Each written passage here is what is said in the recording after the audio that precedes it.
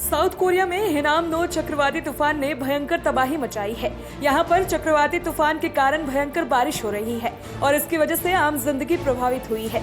दक्षिण कोरिया में हजारों लोगों को अपना घर खाली करना पड़ा है। मंगलवार को देश के दक्षिणी हिस्से में हिनाम-नो चक्रवाती तूफान ने दस्तक दी। तूफान के बाद भयंकर बारिश और हवाओं ने पेड़ और सड़कों को नष्ट कर दिया।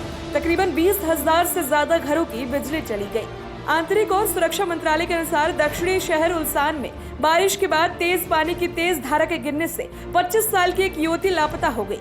सिर्फ इतना ही नहीं, दक्षिणी शहर पेहांग में पोस्को के एक मशीन में भी आग लग गई। हालांकि ये पता नहीं चल पाया कि ये तूफान के कारण हुआ या फिर किसी और वजह से।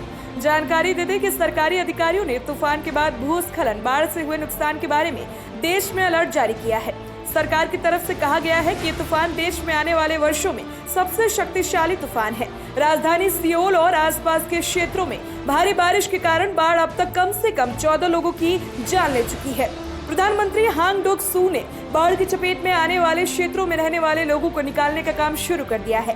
पीएम ने कहा है कि हिनाम-नो तूफान इतनी बड़ी आपदा है जिसे हमने पहले कभी अनुभव नहीं किया। तो वहीं दक्षिणी कोरिया के मौसम एजेंसी ने कहा है कि हिनाम-नो के कारण भारी बारिश और 144 किलोमीटर प्रति रफ्तार से हवाएं चल रही थी। तूफान ने रविवार से जेजू के बीच से 94 सेंटीमीटर से अधिक बारिश की। वहीं हवाएं 155 किलोमीटर प्रति घंटे की तेज गति से चल रही थी।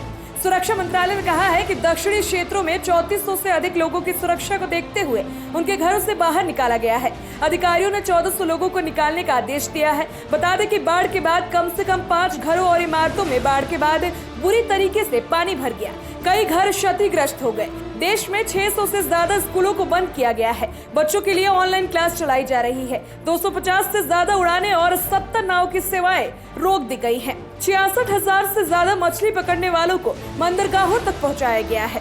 राष्ट्रीय आपदा बचाव मुख्यालय के निदेशक किम जिंग यंग ने कहा है कि यह संख्या बढ़ सकती है क्योंकि लापता या मलबे में दबे लोगों की तलाश जारी है। उन्होंने कहा है कि इस बार आए तूफान से संपत्ति को हुआ नुकसान अब तक का सबसे बड़ा नुकसान है।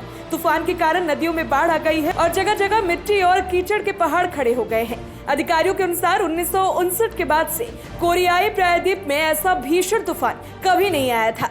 वहीं चीन ने अपने यहाँ आए एक बड़े खतरे को निपटाने के लिए तैयारियां भी शुरू कर दी है। हिनाम-नो चक्रवात के प्रभाव से बचने के लिए पूर्वी चीन के शहरों में फेरी सेवाओं को निलंबित कर दिया गया है और कक्षाएं स्थगित कर दी गई हैं। हिनाम-नो चक्रवात 2022 में अब तक आया सबसे शक्तिशाली समुद्री तूफान है। चक्रवात के कारण कोरियाई प्रायद्वीप में भारी बारिश हुई है। Bureau report, voice of Bharat.